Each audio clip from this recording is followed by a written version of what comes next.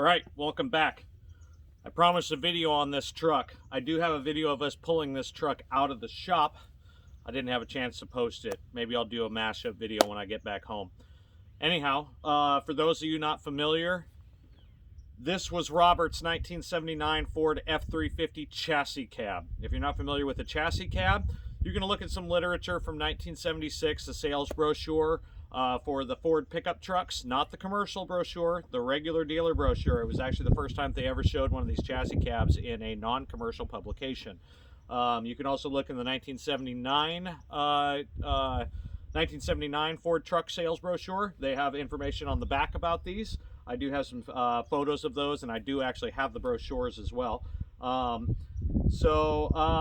For those of you not familiar with what they are, I will try and go over them, but if you want to see some cool stuff about them, you can probably find some of that information on Fortification or anywhere else online.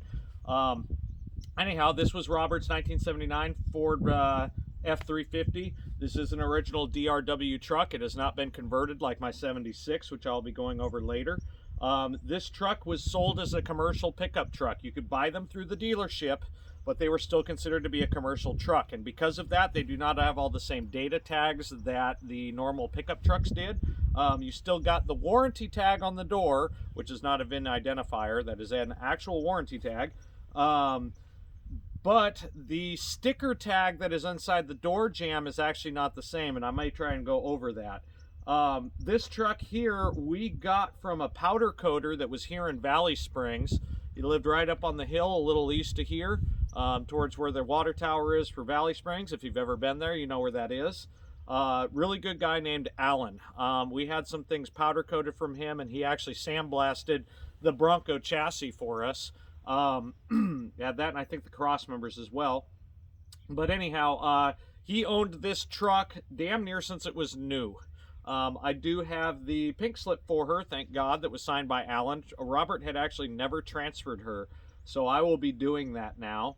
But Alan used her for hauling around kind of light loads for his powder coating business, and it had the old 400 in it, and it was an automatic, but unfortunately, I guess one of his guys was driving it about 20 years ago or so and wound up blowing up the motor. I have a lot of photos from the disassembly of this truck, because this truck we had bought as a intending to be used as a IDI swap truck. We felt that this truck would be perfect to throw another diesel in. Robert wanted to have a truck to go ahead and do his commercial beekeeping in, so this truck fit the bill very well before California changed their laws on F350s being full commercial.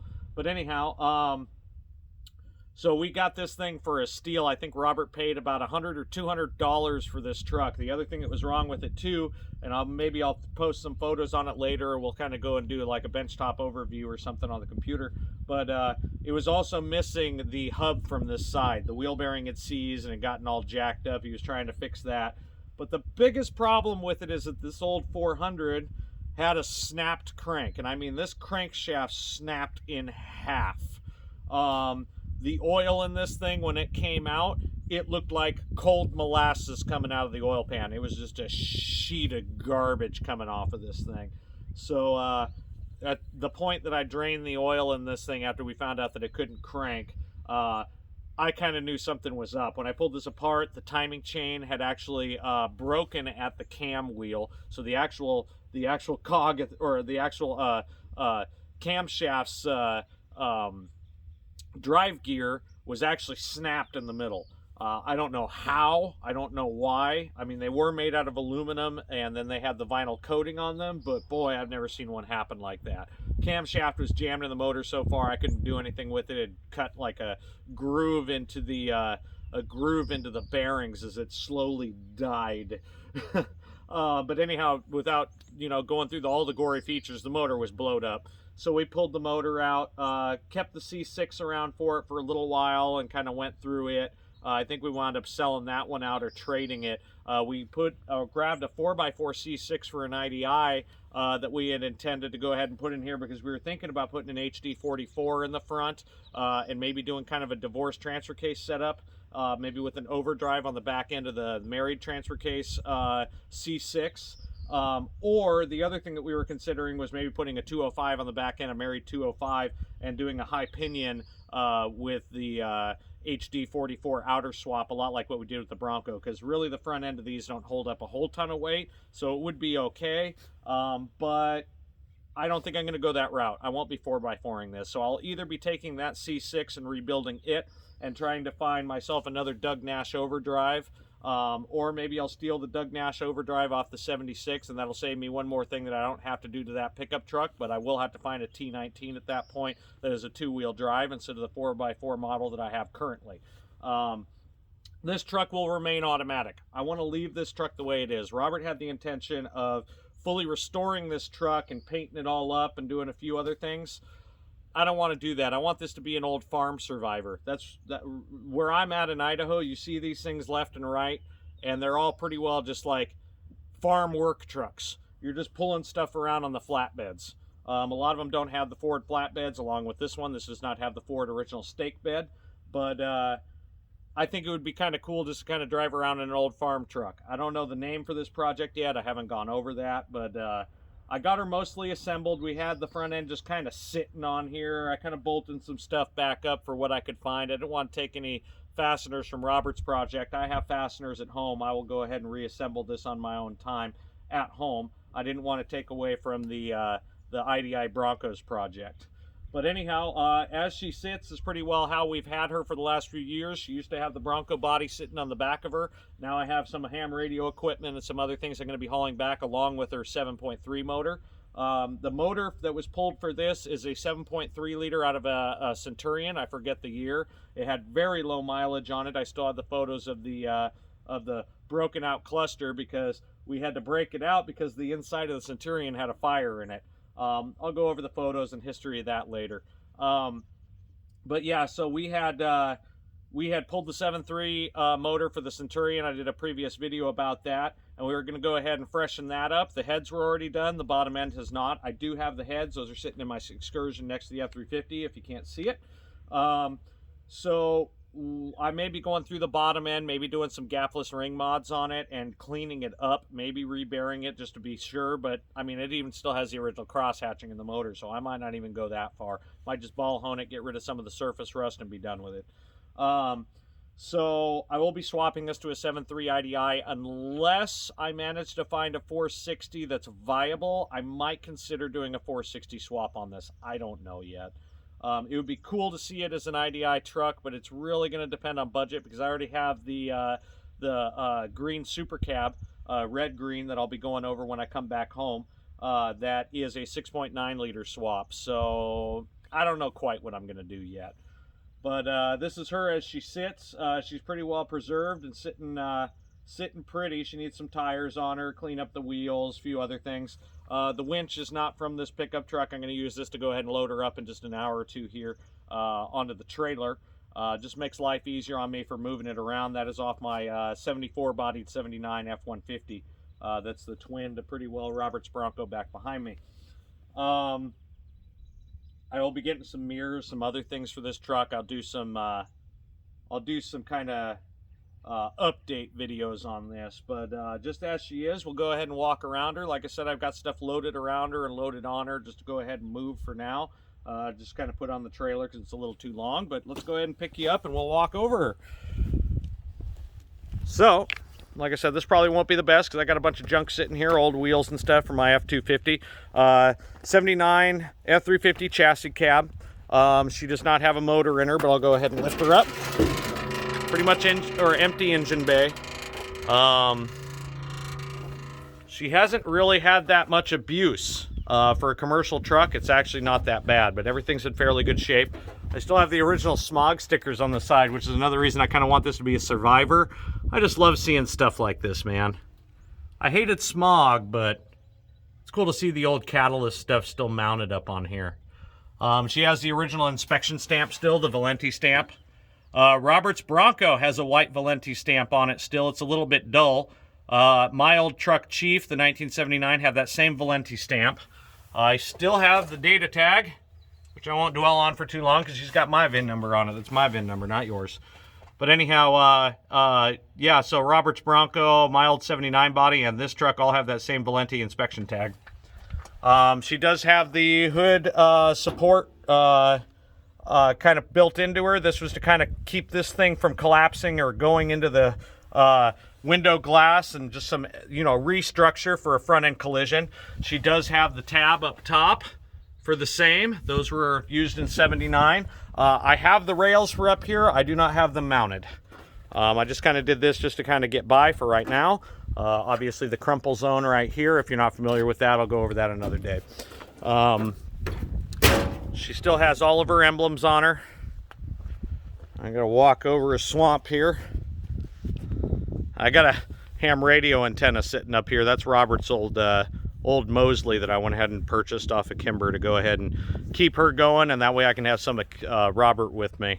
But yeah, original mirrors. This one got bashed pretty hard at some point by somebody, and all the little weather strip adhesive that somebody stuck in here to keep the gasket in there's all busted apart. But I do have a spare set of these I will be putting on. F350 custom trim truck. I'll show you a real odd thing with that pretty soon here. While digging around in the shop, I found Robert's old box of lights that were actually off of Chief Blackhawk, which is my 74 bodied 79 truck. Those are the original worn lights. You might be recognizing that pattern from the square lights that are in the front of the winch. Those used to be sitting up on a bar up top. I might be going back to those. Robert had cleaned up some headlight buckets to go ahead and use in this truck, because the headlight buckets on these ones are kind of rough. I wouldn't say that they're rotted, but they're rough. The truck smells of rat piss. They kind of invaded in here. The dash has been left alone. I mean, everything that you see here is the way that I got it. Just a standard switch in there. I'll probably be putting the intermittent switch in there. The original silver cluster. Only been rolled over once. I've never actually looked at the mileage on here. It says it's only about 9,500 miles, but I can tell you right now with that 5 the way it is, she's at least rolled over once. Really good shape, not a indicator, not a light indicator dash, which is fine by me. Heater only truck. I do have the knobs for these. I think they're sitting at home. I think they got mixed up in my stuff, but that is an original Ford radio. She's not even the Philco like what I have on my 76, which is also an original radio. You know, everything's been pretty well left alone. Odd thing with this thing being a custom truck, this actually came with the hood lock release.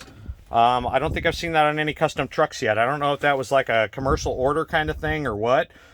She does have the rubber floor mats. There's not rot in this truck. There's a little bit of surface rust, but there's no rot to her. Like even that's just dirt. So I'll probably be putting the rubber mat back down in this. Again, I'm not going to be doing a lot of work to this truck. I'll be just trying to controlling the surface rust and all of that, and maybe buffing the body down, and that's pretty well it. All original door panels and everything. She's got the AC style vents in the middle, which I always thought was odd. I think somebody put an aftermarket AC in this at some point. I couldn't tell you for certain.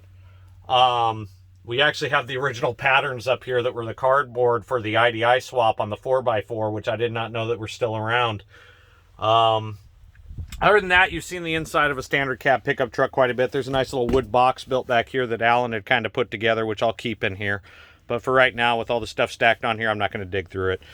We were talking about the commercial truck decals. This is all the commercial trucks had for their decals. They had a name production, and they just say that this is a chassis cab that conforms to blah, blah, blah, everybody's vehicle standards. I think it was Fed. Alan had built this flatbed here, so just while I'm here, he kind of just put the filler nozzle here and extended the hose a little bit to work. These just came with a filler nozzle. It just had like a little bracket on them just to kind of hold them up, or a string. I think it was like a plastic kind of like, you know, weld-on like band kind of thing. But yeah, that was his solution. Go ahead and hang it there. I put the diesel fuel only thing on here. These are the old placards from the early 80s when people didn't realize that their trucks were diesel. Going to Oregon or something and it's self-fill, they'll go ahead and put gasoline in there. But she's still a gasoline tank, and she's still a gasoline nozzle. Oh, no, actually, I take that back. I forgot about that. He had a diesel-style nozzle on this.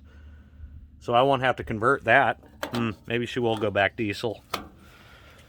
So I thought that was kind of a nice touch. If I really get into it, I might try and make like a hanger over here, or maybe on the side. I haven't decided yet. Nothing's decided until it's done. This was a flatbed that Alan had gone ahead and built for this truck to go ahead and haul with. It's done pretty well. To my knowledge, I think he built this in the 80s because he had a smaller bed on it before. The stake pockets are just like kind of conduit sized. So I'm probably going to be going ahead and making those square stake pockets, or maybe I'll figure out a custom pole set. I will be putting wood on this. I'll probably be staining it, have it kind of step down. I think that'd look really clean. I might also be redoing this headache rack. I want to have this kind of more conform to the cab. We'll see if we'll do that. If so, I'll go ahead and do a weld up video or something. Again, I've got a bunch of antennas on here. I got the 7.3 already packed up in the back. None of that will be on here while we're hauling it, so don't worry about it. I won't have a red flag on that because it'll be on the trailer, hopefully. I have the original lights for this. We were going to put different lights that were inset to the bed. Alan had the original lights hanging down below, if I recall correctly, and there was no grill or grilling in here to go ahead and expose those lights because these chassis cabs came with a pair of lights in the back. So I might try and find a way to open those up and mount those original lights maybe to the bed. We will see. If not, maybe I'll go with something like the more like the lights that are in the same style that are from a maybe like a flare side or something to that effect. But yeah, without going into her too deep, that's her. There's not too much to really go over. She's a chassis cab, man. But I figured I'd go ahead and show that off to her. Robert went ahead and left me this truck. He before he had passed, he had told me that he wanted me to take this truck and do whatever I needed to do to it to make her run, because he didn't really think that a lot of people would appreciate this truck. And really, honestly, a lot of guys will just look at this and go, it's just an old work truck. Well, this thing here, this thing is gold to me. There's a lot of history in this thing from Ford. If anything, the chassis cabs kind of hold a special interest because, I mean, they're really the only DRW truck that wasn't, a heavier load rating than this that Ford really made. That Dana 70 axle is pretty sizable. It's kind of cool. You got the twin traction beam on these. A lot of this chassis even, I mean, some of the dimensions changed, but I mean, they kept in the same with even like the bump sides and stuff. Like this is like a 34-inch frame the whole way through damn near. So, I mean, if you really think about it, in 79, this cab right here could have probably fitted up to a highboy. I haven't really looked at the mounting. We'll go over those later, but to what I remember, I think this is cross member mounted just like a highboy would be. So speaking of highboys, I'll be going ahead and going over their highboy, Kimber's truck. It's a beautiful truck, but she still needs some help. I wish I could have gotten around to getting some of it done, but we'll probably be doing that when I come back out here, as I sound like Porky Pig. Anyhow, I'll be going over their orange highboy that I had helped build years and years ago now. That has some kind of cool features to it and a really cool signature on the dash, like I said, that the Bronco might be getting matching soon here. But I just wanted to go over this. Robert left me this truck, so this will be my following project. I do not have a project name for her. If you have an idea for a project name, go ahead and let me know down in the comments below. Maybe I'll think about it. I already got Red Green and Chief Blackhawk. I'll have to figure out something for this.